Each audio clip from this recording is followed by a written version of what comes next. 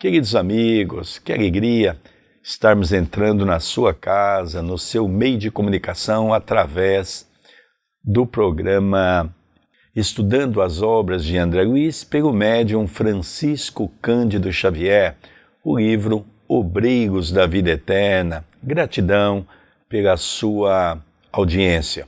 Relembramos que todos os capítulos são divididos em 2 programas, com exceção do capítulo anterior, que deu 3 programas, porque havia muito mais assuntos para que nós pudéssemos discorrer a mensagem. Hoje nós vamos começar o capítulo 8º, Trevas e Sofrimento. Então é importante, você que porventura está assistindo pela primeira vez, primeiro é importante você fazer a sua inscrição na página do YouTube da TV A Caminho da Luz. E o ideal é que você possa começar desde o prefácio. É um prefácio de Emmanuel, maravilhoso, e depois você vai estudar capítulo a capítulo, não é? Item a item, todo o livro. Então é muito importante que você se atente a esse detalhe. Antes de nós começarmos, tudo bem com você, André Luiz? Tudo bem, querido Sérgio. Saudamos a todos que estão nos acompanhando e lançamos a nossa campanha que estamos efetuando desde o mês de abril deste ano. Estamos procurando chegar no dia 31 de dezembro na marca de 50 mil inscritos no canal. É uma meta, mas para atingirmos esta meta ou chegarmos próximos dela, precisamos da sua ajuda para atingirmos este número. Nós estamos fazendo uma projeção de 50 mil até o dia 31 de dezembro. Lógico que se em agosto nós atingirmos essa meta, nós vamos trabalhar sempre com meta, vamos pré-estabelecer o que é possível. Hoje nós estamos trabalhando com essa meta, por quê? Porque nós estamos tendo, em média, 150 inscrições por dia. Então nós estamos calculando por aí. Vamos torcer para que com a sua ajuda nós possamos aí divulgar de uma maneira mais rápida, de uma maneira mais tranquila, porque isso vai nos ajudar e muito na divulgação da doutrina espírita. Lembro que Emmanuel dizia, através de Chico Xavier, que a maior caridade que nós podemos fazer para a doutrina espírita é a sua divulgação. Capítulo 8. Treva e Sofrimento. Completa comissão de serviço de que Zenóbia se fazia acompanhar, pusemo-nos em marcha, abeirando-nos do vale de treva e sofrimento. A sombra tornava-se de novo muito densa e não se conseguia divisar o recôncavo. Frases comovedoras, porém, subiam até nós. Dolorosos ais, blasfêmias, imprecações guardavam a ideia de que vastíssimo agrupamento de infelizes se rebolcava no solo embaixo. Os impropérios infundiam receio. Contudo, os gemidos ecoavam-me angustiosamente na alma.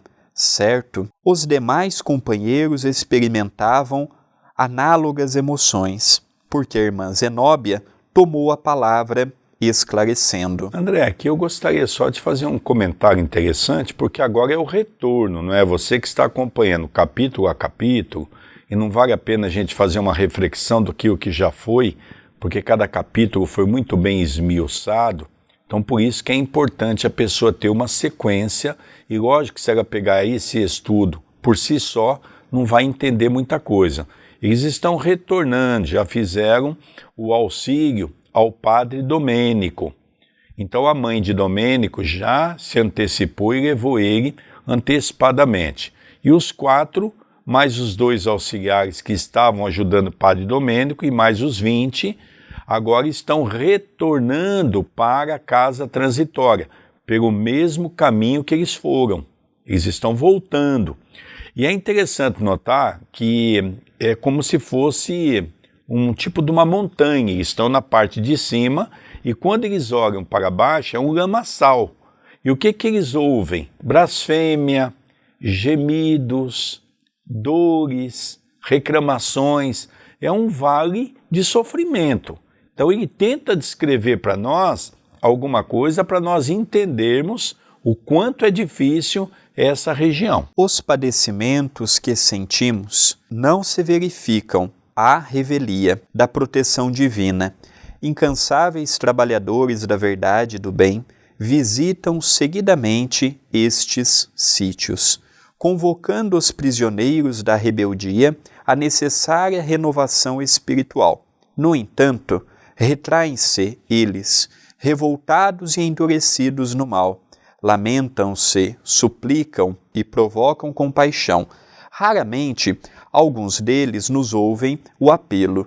Às vezes, intentamos impor-lhes o bem. Entretanto, quando retirados compulsoriamente do vale tenebroso, acusam-nos de violentadores e ingratos, fugindo ao nosso contato e influenciação.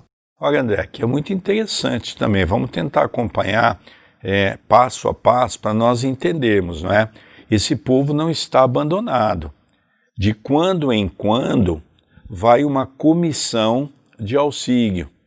Primeiro que eles não querem receber ajuda. Muitos estão sob o manto de uma hipnose, daqueles que têm uma mente mais poderosa. E segundo ponto interessante é que quando eles são atendidos à força, vamos dizer assim, sem querer o auxílio, eles começam a blasfemar. Por quê? Porque eles acreditam que eles não queriam ser ajudados. São espíritos orgulhosos, egoístas. Então é importante nós irmos acompanhando tudo isso, porque nós vamos ver que pela primeira vez, num determinado momento da leitura, André Luiz se revolta.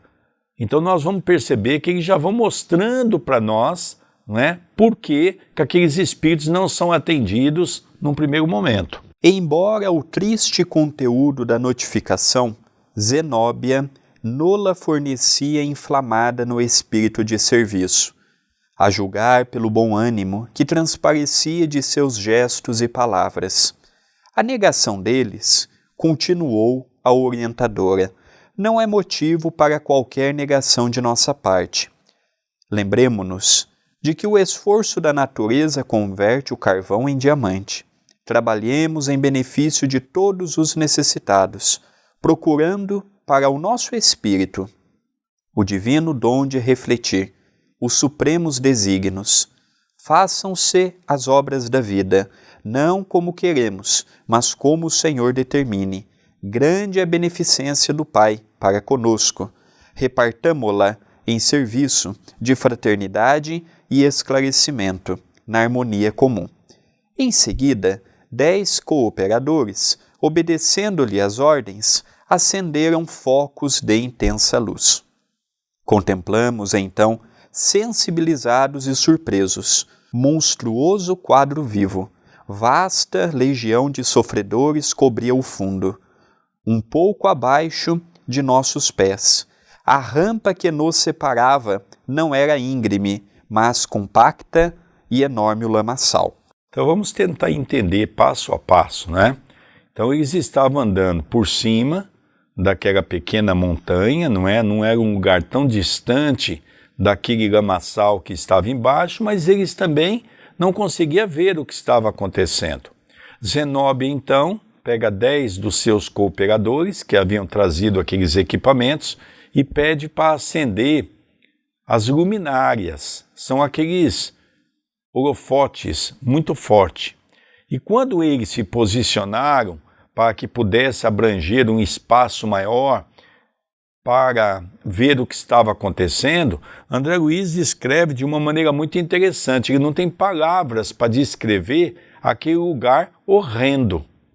Imagine vocês um lamaçal com uma multidão de espíritos se cotovelando um ao outro, blasfemando, xingando, reclamando. Então nós já temos uma ideia aqui das condições que esses espíritos se encontram. Vamos lembrar que essa região não é uma região umbralina, é uma região pior, é uma região que se encontra nas zonas abismais, no abismo. Vamos reparar bem esse detalhe, porque são detalhes importantes que, se a gente continuar a leitura sem fazer uma reflexão, às vezes vai perder algum ponto que é muito importante. Então, eles clarearam, por quê? Já que Zenóbia, com uma comissão, estava passando por ali, vamos tentar ajudar, vamos tentar tocar o coração daqueles que querem ajuda, né? A ideia era essa. Mas, para que André Luiz pudesse ver, para descrever o quadro, para ele perceber que a ajuda divina não é como nós queremos. Existe aqui uma questão também das pessoas querer ser ajudadas. Isso é muito importante, né, André Luiz? Sem dúvida, é o que nós encontramos também na reunião de desobsessão. Muitos estão ali, mas não por vontade própria, e naturalmente o tratamento se torna ineficaz. Continua a leitura. Em face da claridade brusca, muitas vozes suplicaram socorro, em frases angustiosas que nos cortavam a alma. Outras, porém, faziam-se ouvir diferentes. Vociferavam blasfêmias, ironias, condenações. Recomendou Zenóbia, por necessário ao êxito de nossos trabalhos, nos congregássemos todos em grupo exclusivo, de modo a infundir respeito e temor nas perigosas entidades que ali se misturavam aos infelizes, acrescentando: os adeptos da revolta e do desespero encontram-se igualmente aqui, compelindo-nos à severa atividade defensiva. São pobres desequilibrados que tentam induzir todas as situações à desarmonia em que vivem. Aqui 2 pontos que eu julgo ser interessante para as nossas reflexões. Primeiro, ela diz assim: vamos ficar todos juntos, porque eles percebendo que nós estamos juntos, nós temos menos riscos de ser atacado. Segundo ponto, né? Ela percebeu que existia 2 grupos de pessoas dentro daquele vale. O primeiro grupo é aquele que nós já mencionamos, é o grupo do sofrimento, é o grupo da dor, é o grupo que está ali revoltado, é o grupo daquelas pessoas que não foram boas, mas também não foram tão más e que não aproveitaram a oportunidade. Então são pessoas que estão ali em sofrimento.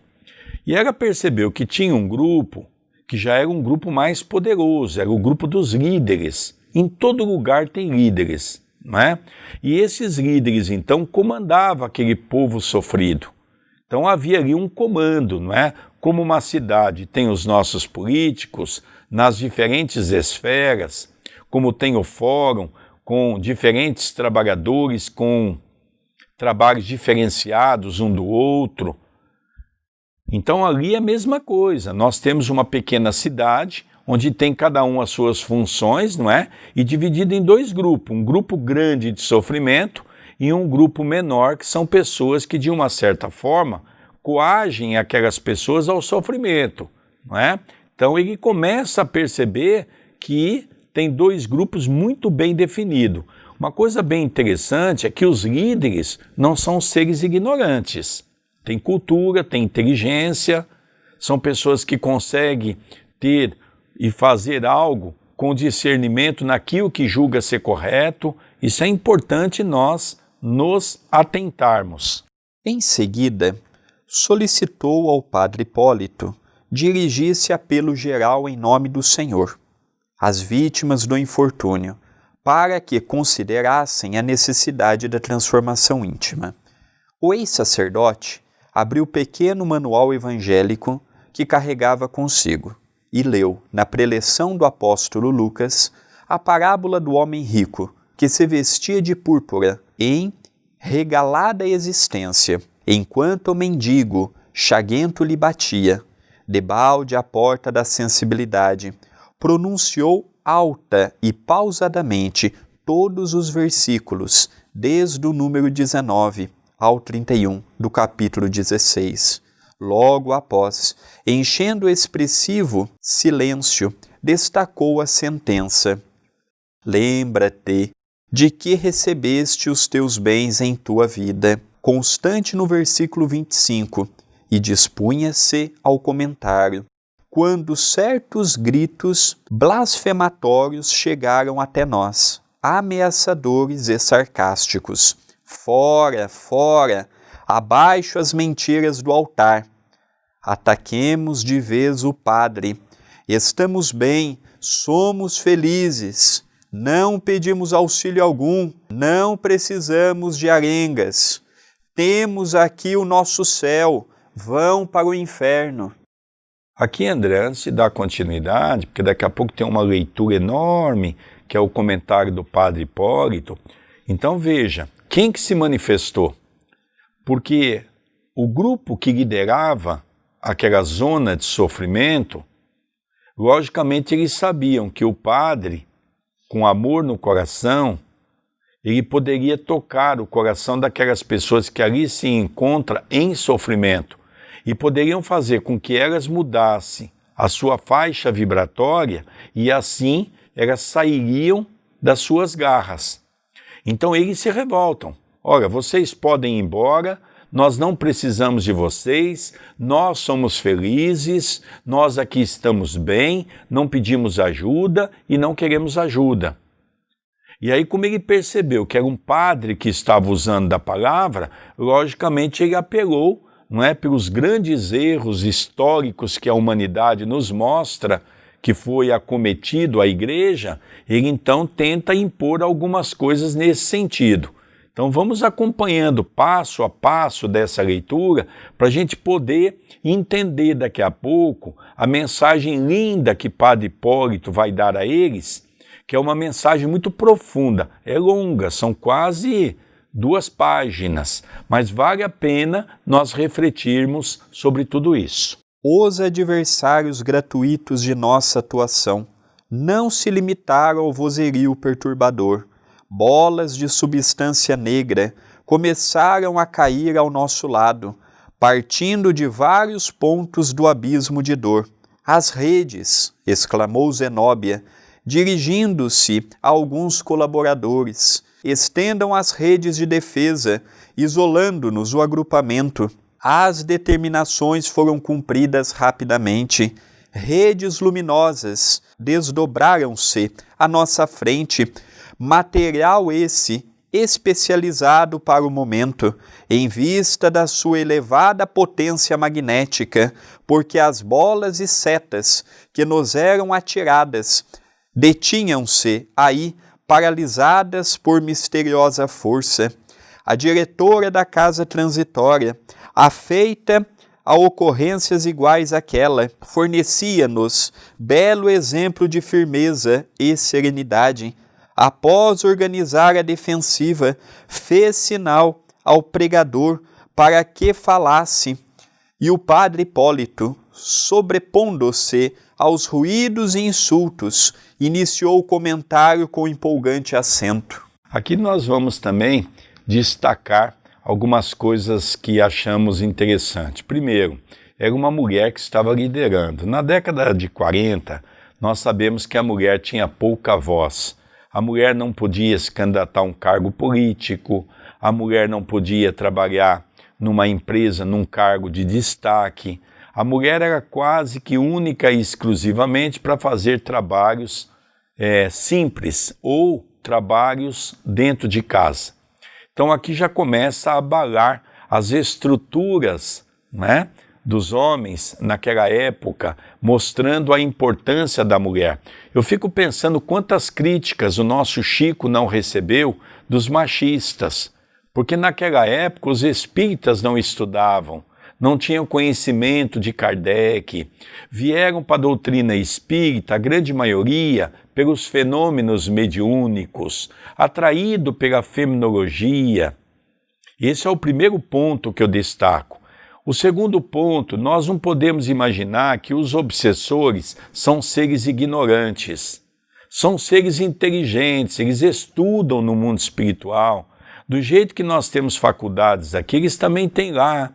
Do jeito que nós preparamos pessoas para fazer o bem, eles preparam pessoas para fazer o mal. É a lei de afinidade. Eles têm armas bélicas. Não vamos nos esquecer disso. Quando ela pede para que seja colocado as redes, é um escudo. para que aquele material que eles estão atirando, como se fosse balas de uma arma ou balas de um canhão, que são altamente prejudicial ao perispírito, aquela rede tem como função eliminar todo esse material. Então eles ficam diante de um escudo. Olha que coisa interessante, não é? Ela ainda não pediu para atirar neles, porque eles também estavam com uma arma chamada Taser, que é o pessoal que estava com Zenobia. Hoje nós chamamos de Taser. Imagina, 1946, ninguém entendia o que era uma coisa que poderia dar um choque elétrico, não é? Hoje nós já sabemos, já chegou nas nossas mãos. Mas é um instrumento que a espiritualidade do bem já usa há muito tempo. Olha que coisa interessante, André. E o que me chamou a atenção, fora tudo isto que o nosso querido Sérgio comentou, é o que falta por vezes para nós que dirigimos uma atividade no centro espírita: serenidade. Às vezes nós nos perturbamos em ter que fazer as coisas, o tempo está correndo e é voz de um lado, é voz do outro, é decisão que tem que ser tomada. E esta mulher, ela dá um exemplo do que é ser uma líder numa fase difícil, porque uma coisa é você ser governador de nosso lar, você ser ministro de nosso lar, outra coisa é você ter que tomar decisão no meio de uma guerra como esta. E ela manteve a serenidade, o pulso firme, mas a serenidade não desequilibrou o grupo. Esta palavra serenidade, eu confesso que me chamou muito a atenção na narrativa de André Luiz. E havia, André, essa necessidade, daqui a pouco nós vamos ver melhor, porque André foi o primeiro que se desequilibrou. Então nós vamos ver aqui a importância da serenidade. Vamos dar continuidade? Irmãos, que vos prepareis para a recepção da luz divina. É o nosso desejo fraternal. Reúnem-se aqui várias centenas de infortunados, companheiros, em precárias condições espirituais, de alma esfrangalhada pela dor, vencidos de aflição, suportando inomináveis padecimentos. Entregai-vos muita vez ao desalento, à rebeldia e ao desespero. Perturbada e desditosa, vossa mente não sabe senão fabricar pensamentos de angústia destruidora. Alegais que as forças divinas vos esqueceram no vale fundo das trevas, e de negação em negação transformai-vos gradativa e naturalmente em perigosos gênios da sombra e do mal, personificando figuras diabólicas e assediando indistintamente as obras edificantes dos mensageiros do Pai. Cruéis perversões interiores modificam-vos o aspecto fisionômico. Não vos assemelhais às criaturas humanas que fostes, repletas de dons divinos, e sim a imagens vivas das regiões infernais, infundindo compaixão aos bons, receio e pavor aos mais tímidos. Na lastimável posição mental a que vos conduzistes e na qual muitos de vós outros perseverais apaixonadamente, sois tão autênticos demônios da perversidade e do crime que nem mesmo as vergastadas da dor conseguem modificar a boca disforme. Entretanto, sois nossos irmãos mais infelizes, aleijados do sentimento e do raciocínio, perdidos em dolorosos desertos da ignorância, não por falta de amor da providência celeste, mas pela própria imprevidência no descaso com que recebestes na terra todas as oportunidades de ascensão à esfera superior do Espírito Eterno. Por mais que nos expulseis de vossas congregações de sofrimento, nunca escasseará para convosco nossa sincera comiseração, Visitaremos a paisagem sinistra dos abismos, quantas vezes se façam necessárias. Nunca nos cansaremos de proclamar a misericórdia excelsa do Pai, e jamais se imobilizará nossa mão fraterna no sublime serviço da semeadura do bem e da verdade. Aqui nós vamos perceber que Padre Hipólito usa, logicamente, da teologia que ele estudou durante tantos anos, da filosofia, de todo o conceito religioso, une-se a um coração já amoroso, preparado para levar uma mensagem com sinceridade. É diferente quando um orador fala com conhecimento, porque ele estuda, ele se prepara, ele até mesmo consegue emocionar as pessoas, mas é diferente daquela pessoa que fala com conhecimento também, mas com vivência de causa própria. É muito diferente, nós notamos isso hoje no movimento espírita, não é? Existem dois tipos de oradores. Existem aqueles que só ficam na oratória, não conhecem sequer uma casa espírita, não sabem o que é uma sopa, não sabem o que é a distribuição de uma cesta básica, não sabem o que é um trabalho mediúnico, não sabem o que é um atendimento fraterno. E existem aqueles que são oradores também, que dirigem uma casa espírita, conhecem todo o processo e as dificuldades de uma casa espírita. Então, Padre Hipólito falava com o coração, com conhecimento à causa e com o coração. Os dois grupos que estavam ouvindo estavam em silêncio. Só que o grupo, que era o grupo das pessoas que lideravam, estava em silêncio para ver o que ele iria dizer para tentar combater. E o grupo que estava ali ouvindo começa a ser sensibilizado, porque a ideia é essa, tocar o coração daquelas pessoas que estavam, de uma certa forma, sob um efeito, não é, de, vamos dizer assim, de aprisionamento. Aprisionamento porque Deus os abandonou? Não. Foram pessoas na terra mesquinha, tiveram recursos e só usaram para si, não respeitavam o próximo, lesou o próximo, são pessoas comprometidas também. Né? Então nós vamos perceber que isso é um fato interessante para as nossas reflexões. As palavras injuriosas que ouvíamos antes desapareceram. Pouco a pouco, a franqueza de Hipólito triunfara. O pregador falava com ardorosa eloquência e, possuído de angélicos pensamentos, todo ele irradiava luz. Ante o respeitoso silêncio que o seu verbo inflamado provocara, prosseguiu, comovendo-nos. Dominam-vos a inveja e o despeito, a maldade e o sarcasmo, quando não permaneceis aniquilados de supremo terror. Emitis desordenadas paixões entre coros de ironias e lágrimas. Quase todos recebeis nosso concurso amoroso, reagindo impenitentes. Acreditais que somos agraciados por favores indébitos, que somos prediletos dos céus e afirmais levianamente que privilégios gratuitos nos felicitam a vida. Ó, meus amigos, não vos falará, porventura, a inteligência da justiça indefectível que rege toda a vida?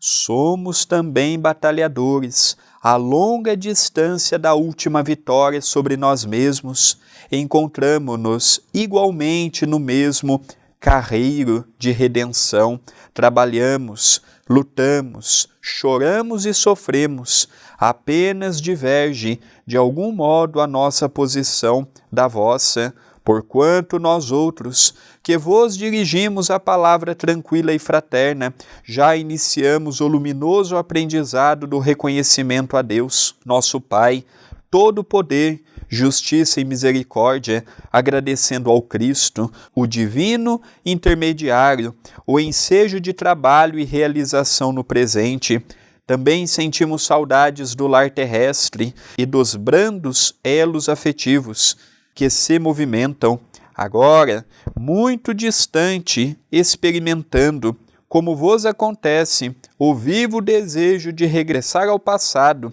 a fim de retificar os caminhos percorridos, e quase sempre debalde procuramos aqueles que nos testemunharam amor, com o fim de beijar-lhes as mãos e pedir-lhes esquecimento das nossas fraquezas. Possuímos, todavia, a felicidade de compreender a extensão de nossos débitos e pusemo-nos, desde muito, a caminho do futuro Redentor.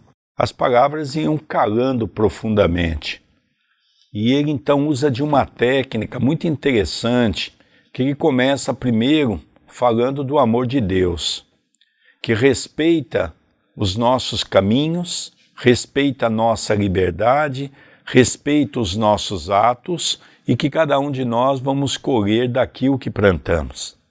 O segundo momento que eu achei interessante nas falas do Padre Hipólito, que ele começa a dizer que todos erram, de que todos nós erramos e de que nós estamos aqui para tentar acertar. Para isso, nós temos que quebrar as raízes do orgulho, do egoísmo, da vaidade. E o terceiro ponto, que eu julgo ser crucial, é quando ele percebe que as pessoas estavam, aqueles sofredores, estavam sendo tocados no coração, ele age então buscando a lembrança dos familiares, daqueles que nós amamos, daqueles que nós convivemos, aqueles que nos trazem saudade no coração, daqueles mesmo que nós erramos também, que devemos ter a oportunidade de nos corrigir, e daqueles que tanto amamos, que temos vontade de abraçar as mãos, que era um costume daquela época. Vamos se lembrar que naquela época, eu quando era criança ainda me lembro disso. Eu cumprimentava o meu avô, a minha avó, o meu pai, a minha mãe, cumprimentava os meus tios pedindo bênção. E era muito comum nós beijarmos a mão da pessoa. Não havia abraços, não havia beijos. Era uma forma muito respeitosa. Então ele está referindo aqui àquela época. Às vezes a gente lê um texto e a gente não consegue entender, mas beijava as mãos, por quê? Porque era um costume daquela época. Bença avô, beijava a mão do avô. Bença tio, beijava a mão do tio. Era assim que funcionava. Nós acordávamos pela manhã, nós chegávamos perto de nossa mamãe e dizia, bença mamãe, beijava a mão da mamãe. Bença papai. Era um costume respeitoso. E nós percebíamos que ai daquele que não fazia isso. Era da mesma maneira como se fosse desrespeitar a maneira de cumprimentar o outro. Nós éramos repreendidos pelos nossos pais, pelos nossos avós. Então nós começamos a perceber que ele toca o coração das pessoas, André, pelo sentimento familiar. E as coisas começam agora, as pessoas serem tocadas profundamente. Penetrando a interpretação direta da parábola, Hipólito modificou o tom de voz e prosseguiu. Qual de nós não terá sido na crosta do mundo aquele rico, vestido de púrpura e linho finíssimo? Do ensinamento do mestre, exibíamos a roupa vistosa e brilhante do eu egoístico, ferindo a observação de nossos semelhantes e vivendo o bendito ensejo de permanência nos círculos carnais. Regalada e esplendidamente, todos nós, que nos associamos nesta paisagem de dor, tivemos em derredor mendigos de afeto e socorro espiritual, mostrando-nos em vão as chagas de suas necessidades. Chamavam-se eles familiares, parentes, companheiros de luta, irmãos remotos de humanidade. Eram filhos famintos de orientação, pais necessitados de carinho, viandantes do caminho evolutivo sequiosos de auxílio, que, improficuamente se aproximavam de nós, implorando algo de reconforto e alegria. Em geral, lembrávamo-nos sempre tarde de suas feridas interiores, indiferentes ao menosprezo da oportunidade sublime que nos fora concedida para ministrar-lhes o bem, no justo instante a que se recolhiam no leito mortuário, multiplicávamos afetos e carícias. Depois de haver gasto o tempo sagrado da vida humana entre a insensibilidade e a exigência, desejavam os mais pobres que nós alguma coisa das migalhas de nosso permanente banquete de conhecimentos e facilidades. Frequentavam-nos a companhia, quais crianças necessitadas de iluminação e ternura, e os próprios cães se inclinavam para eles, tomados de natural simpatia. Nós, porém, envaidecidos das próprias conquistas, encarcerados em clamorosa apatia, amontoávamos expressões de bem-estar, crendo-nos superiores a todas as criaturas integrantes do quadro de nossa passagem pela carne, prisioneiros de nossas criações inferiores. A morte precipitou-nos no despenhadeiro purgatorial, semelhante ao tenebroso inferno da teologia mitológica, envelhecida e rota, a veste rica da oportunidade ao término do curso de aprimoramento espiritual no educandário terrestre. Somos, por vezes, mais pobres que os últimos dos miseráveis que nos batiam, confiantes à porta do coração, e para os quais poderíamos ter sido beneméritos doadores da felicidade, viajores na travessia do rio sagrado da elevação, fugíamos de todos os companheiros necessitados. Instituíamos serviço ativos de vigilância contra os náufragos sofredores.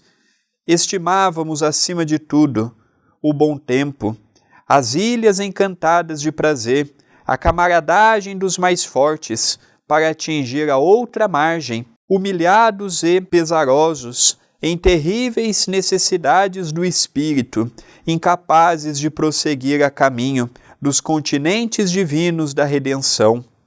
Sejamos razoáveis, meus irmãos, reconhecendo que esse inferno é construção mental de nós mesmos, o estacionamento após esforço destrutivo, estabelece clima propício aos fantasmas de toda sorte, fantasmas que torturam a mente que os gerou, induzindo-a a pesadelos cruéis. Cavamos poços abismais de padecimentos torturantes, pela intensidade do remorso de nossas misérias íntimas. Arquitetamos penitenciárias sombrias, com a negação voluntária, ante os benefícios da providência. Desertos calcinantes de ódio e malquerença estendem-se aos nossos pés, seguindo-se a jornadas vazias de tristeza e desconsolo supremo.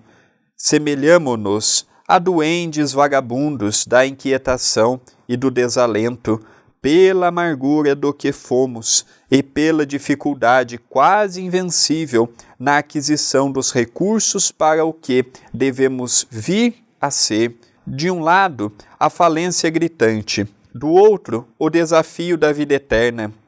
Como o rico infeliz da parábola, todavia sabemos que muitas de nossas vítimas de outro tempo escalaram altas posições no campo hierárquico da eternidade, que muitos daqueles mendigos de carinho da estrada humana foram conduzidos a fontes da maravilhosa sabedoria e do inesgotável amor, e assim, por que não impetrarmos o concurso de suas bênçãos intercessórias? Por que não dobrarmos humildemente a serviço, considerando os desvios do passado, a fim de recebermos a sublime e indispensável cooperação do presente? Sabemos, amigos, que muitos de vós outros padeceis, atormentados, a devoradora sede da água viva do Espírito imortal, que aflitos e desanimados, neste vale de sombras, desejareis romper todos os obstáculos para a recepção de uma gota apenas do líquido precioso, prometido por Jesus aos sedentos que a ele se devotassem de boa vontade. Não basta, porém, a desordenada rogativa de dor para que o orvalho divino refresque o coração dorido e dilacerado. Urge regenerar o vaso receptivo da alma enferma, alijando a poeira venenosa da terra, para que permaneça puro e reconfortante o róseo do céu.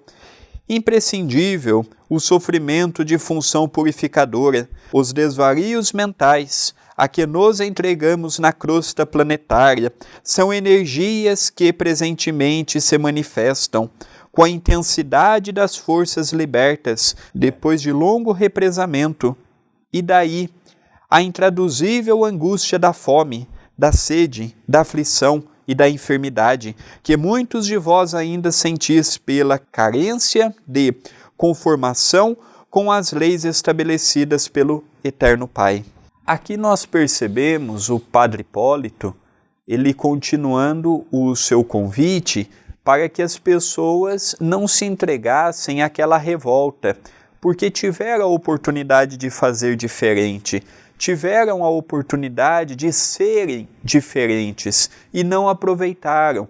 Eles não estavam ali por esquecimento de Deus, por esquecimento dos espíritos, por esquecimento dos espíritos superiores. Eles estavam ali porque não souberam dosar os sentimentos, as paixões, as vicissitudes, não conseguiram frear as más paixões, não conseguiram lutar com os seus desejos inferiores. Eles não estavam ali por um esquecimento dos outros, e sim por um esquecimento voluntário de suas próprias ações, de suas próprias intenções, de suas próprias vontades. E não é à toa que a mensagem foi aberta do Evangelho nesse capítulo de Lucas, falando do homem rico, porque as pessoas que estavam ali, quase todas elas estavam vergastadas pela condição de ter sido pessoas que tiveram recursos na terra, na sua última existência, e que não souberam aproveitar. Então tudo isso é importante nós citarmos. É por isso que não são pessoas ruins. São pessoas que de uma certa forma estão dentro de uma concha, no seu orgulho, no seu egoísmo, não conseguem reconhecer o próximo. Vamos ver que primeiro Hipólito, o padre, toca a sensibilidade da família. E agora ele entra no Evangelho falando um pouquinho do porquê nós estamos em sofrimento. Porque nós usamos mal tudo aquilo que Deus nos deu e nós mesmos cavamos a nossa própria dor. Interessante, né? Pelo silêncio do ambiente, parecia-me que o Padre Hipólito era ouvido com respeitosa atenção pelas inúmeras fileiras de sofredores ali congregados diante de nós. Após ligeira interrupção, continuou o pregador, bem inspirado. Nenhum de nós outros, os que apelamos para a vossa renovação, encontrou até agora a residência dos anjos. Somos companheiros, em cujo coração palpita plena a humanidade, com os seus defeitos e aspirações. Compreendemos, contudo, vosso tormento consumidor e trazemos a todos o convite da renúncia aos impulsos egoísticos, concitando-vos ainda ao reconhecimento devido ao Senhor e à penitência pelos nossos erros voluntários e criminosos do passado. Agradeçamos a misericórdia divina e, reunidos, peçamos ao Cristo entendimento de sua vontade sublime e sábia, com a precisa força para executá-la, onde estivermos. Não roguemos, como o rico enganado da narração evangélica, qualquer vantagem para o nosso individualismo ou para o círculo pessoal de nossos interesses particulares, mas sim a compreensão, suficiente compreensão dos deveres que nos cabem, na atualidade menos venturosa, de acordo com as suas diretrizes salvadoras. E cheios de confiança nova, aguardemos o porvir, que a terra, nossa grande mãe, nos oferecerá generosa, outras ocasiões fecundas de aprender e resgatar, santificar e redimir. Antes de nós darmos continuidade na leitura, que é exatamente o comentário do Padre Hipólito, eu gostaria de chamar a atenção das pessoas, porque vamos lembrar que são dois grupos de pessoas. O grupo dos sofridos, que está dentro dessa condição que o Padre está tentando tocar os corações, e está também um grupo que são os líderes, que está ouvindo, e daqui a pouco nós vamos ver que eles vão combater. Logicamente isso é comum, não é? As pessoas, nós vemos isso pelos políticos, não é? Nós vivemos uma situação muito grave no mundo com a questão do coronavírus e nós vimos que muitos políticos, em vez de compreender um momento difícil, começaram a fazer da doença diante de um palanque para votos, que isso foi realmente lamentável e que o povo possa perceber, não é, como essas pessoas se engendram dentro de assuntos tão sérios. E ali eles estavam ouvindo esse grupo a tentar desmascarar o padre, não é? Porque eles estão preocupados agora, porque as pessoas já estão tocadas, elas estão ouvindo atentamente, elas estão percebendo que há uma salvação.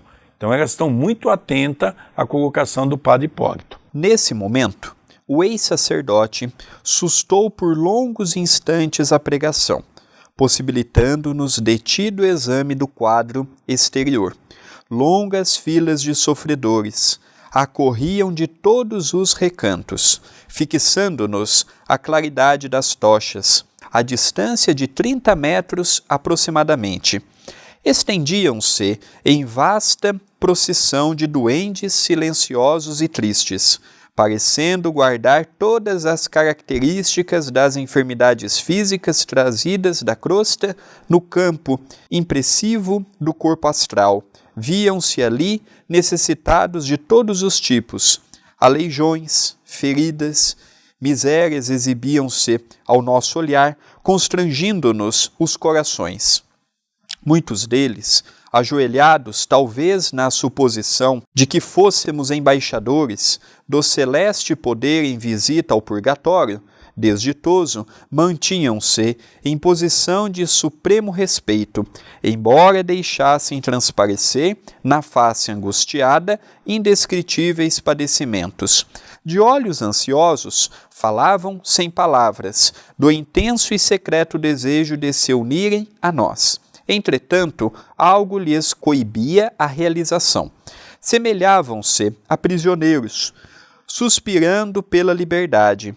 Porque não corriam ao nosso encontro? Porque não se ajoelharem junto de nós, em sinal de reconhecimento sincero a Deus? Desejando penetrar a causa daquela imobilidade compulsória, compreendi, sem maiores esclarecimentos, o que se passava. E entre a multidão compacta e nós outros, cavava-se profundo fosso, e onde surgiam possibilidades de transposição mais fácil, reuniam-se pequenos grupos de entidades que se revelavam por sinistra expressão fisionômica. Não podia abrigar qualquer dúvida. Aqueles rostos agressivos e duros sustentavam severa vigilância. Que faziam aí semelhantes verdugos? Permaneceriam dirigidos por potências vingadoras, com poderes transitórios na zona das trevas, ou agiriam por sua conta própria, obedientes a desvairadas paixões da mente em desequilíbrio? Recordei antigas lendas do inferno, esboçada na teologia católico-romana, para concluir que a fogueira ardente onde Satã se comprazia em torturar as almas devia ser mais bela que a paisagem de lama treva e sofrimento à nossa vista. Recolhi, porém, o fio das considerações desnecessárias no momento, compreendendo que o minuto não comportava divagações para exigir contribuição ativa. Ou seja, agora André Luiz começa a perceber algo que ele não havia ainda entendido, né? As pessoas estavam chorando, emocionadas, as pessoas queriam vir até eles e ele então se perguntava, por que essas pessoas não vêm até nós, se ajoelham para agradecer a Deus, para tentar se reformar? Mas ele percebeu que da mesma maneira que eles tinham um escudo de 20 homens que os acompanhavam, eles perceberam que lá também existia um grupo de espíritos que controlava aquelas entidades.